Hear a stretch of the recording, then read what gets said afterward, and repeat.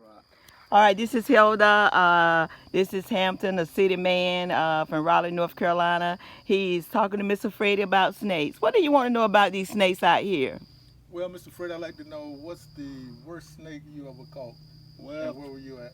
What I've was going caught on? copperheads down here, and that's probably about one of the most venomous snakes we got in this area right here is a copperhead.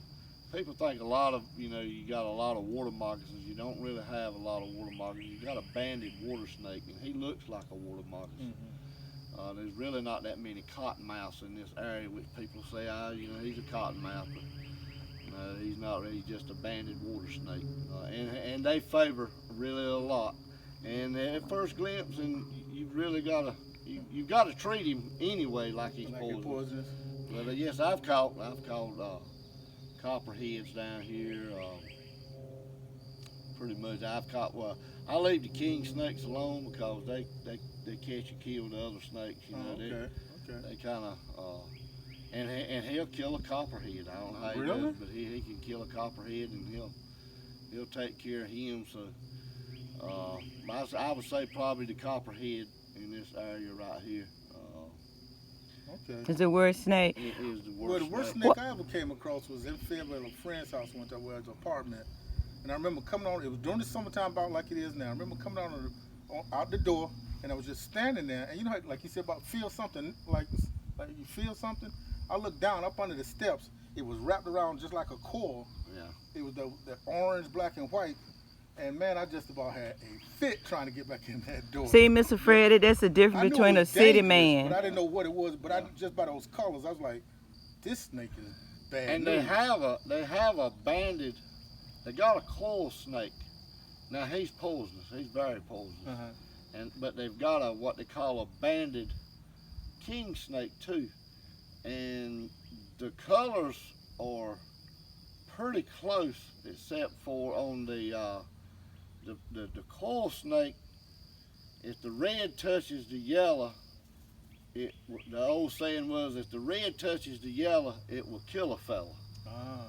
So if you see the one with the red and the yellow band touching, that's a coil snake. Okay. They're very rare. But the other one, he's just a banded king Gotcha. snake. Well, I ain't sure what it was, but it just looked like it was bad news. Yeah. Mr. Freddie, I just want to ask you again. You was talking about trapping, and you said one day you was down here doing some work, and you said that you was tracking a snake about 6 inches wide. Yeah, 6 or 7 inches wide. That was a big snake. Could you tell how long it was, or? Really couldn't tell how long it was, but with him being that wide there, he would have been 7, 8 foot long. I would be guessing at the length of him. Yeah, my aunt said that, and I can remember back here I saw some pretty big snakes. But my aunt said that there was a snake back here one time. He was about 7 or 8 foot long. Actually, she said he was a lot bigger. And the doctor in Stantonbury was coming out here and rode over the snake. She said they shot the snake. They did everything to this snake. This snake wouldn't die. But she said one time she came out here, the snake disappeared. So I said, Aunt, think about it, Aunt May. If you done shot the snake, ran over the snake, did everything to the snake probably went somewhere and died. What do you think about that? You think that snake lived after all that action was going on with him? He probably, like you said, he probably went on off, eased on off. If you don't really get him in the head or break his back, a lot of times they do drive off, or, drag off and curl up and die. How long does it take a snake to die if you chop his head off? Right then. All right then, because I know that body be still going, so people think he's Now, still living. If a poisonous snake, if you cut his head off, you still have to watch his mouth because that poison is still in him. And if you was to happen to open his mouth, messing with him, and strike your finger across there, he still has the ability to inject that poison in you. Have you ever been bit by a snake before? I've not a poisonous snake. Now I've been bit by water snakes, chicken snakes, black snakes, stuff like that. But I've You gotta respect that poisonous one, cause and the smaller they are, the dangerous they are. Oh, I heard The that. smaller ones don't know how to inject their venom. When they bite, they inject everything they've got in them. And a bigger grown snake, he injects just enough to make his kill. Just make his Like kill. killing rats and stuff. He don't inject it all at one time. And I've had poison snakes that I have messed with rubber boots, and I've took my foot and reached up there and let him strike it. And I mean, you could just see the poison on that rubber boot coming off. But Oh, so the poison won't go through the rubber boot. I don't want them scratching. Not the boots that I wear, because they would be insulated. There'd be a thicker, tougher rubber on there. I won't worry about him biting through that. Okay. How many snakes you say you seen since, even when you were a little kid? How many snakes you think you seen back here in this Dunhoe? Oh, it'd be in the hundreds, I would say, or more. Hundreds or more. Yeah, I've sat right here on this pond right here. One afternoon, I counted 14 on the water. They were all water snakes, just cruising. And I have been down here fishing in a boat, and be fishing in the boat and turn around, and I always kept our fish on a string, and tie it to the side of the boat and drop it off in the water, and let the fish come along behind you. And I happened to turn around and look behind me one day, and an old brown water snake had his teeth in some of the brim that I had. He was actually trying to eat the brim. You're not afraid of putting your boat out here in this water? I mean, look at that. You're not afraid of putting your boat out here in this water and do some fishing back here? Do you have your gun in the boat when you go out? Sometimes I do, but when I'm in the boat, I mean, I'm sitting there with a 7-foot pole and a 7-foot switch, is what you could call it. Oh, I remember the switches. I used to get whipping. And if you remember what a switch feels like, I remember what a switch felt like. That's what that snake's going to get when he gets close to that boat. And I'll whoop him like ball whooped us on the pole. Yeah, that's a tear us up, boy.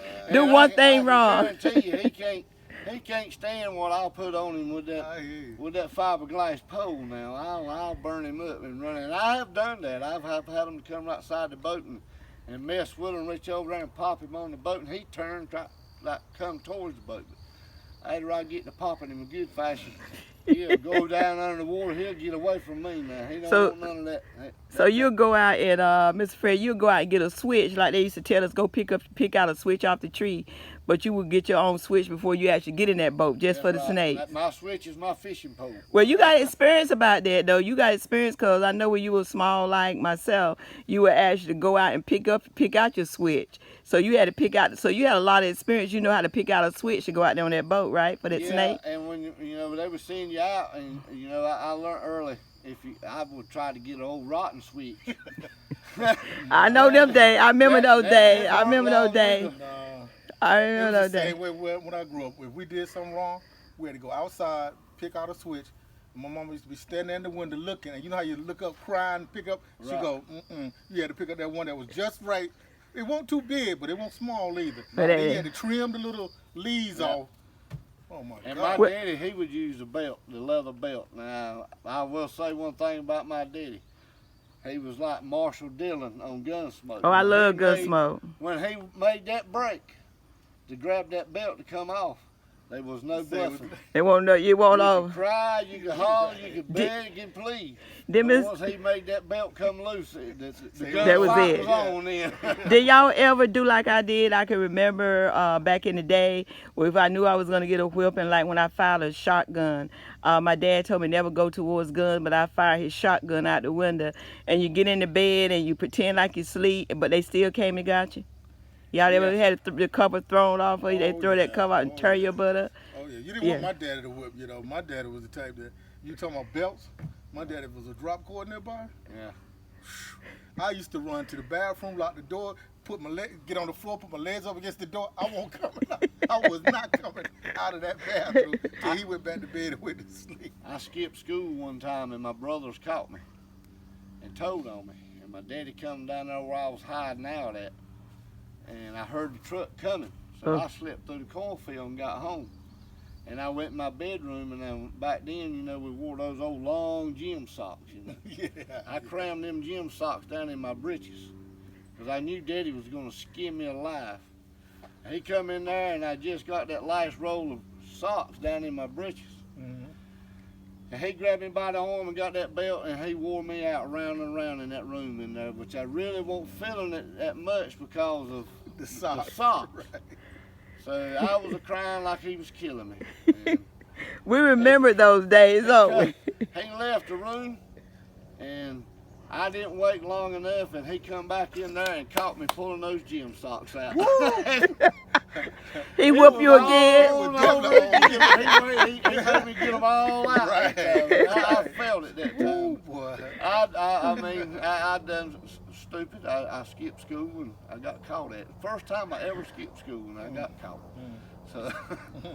Well, we all been back there. Well, Mr. Freddie, I sure appreciate it. You know, Super Tuesday's next Tuesday, because that's my day off from selling them big time cars. And so what I'm going to do, I know you busy. I know Mr. Freddie's busy. Mr. Clarkson's busy. So we just want to tell the world, Mr. Clarkson, you never told the world how you feel. You want to tell the world what you think about people not getting along today?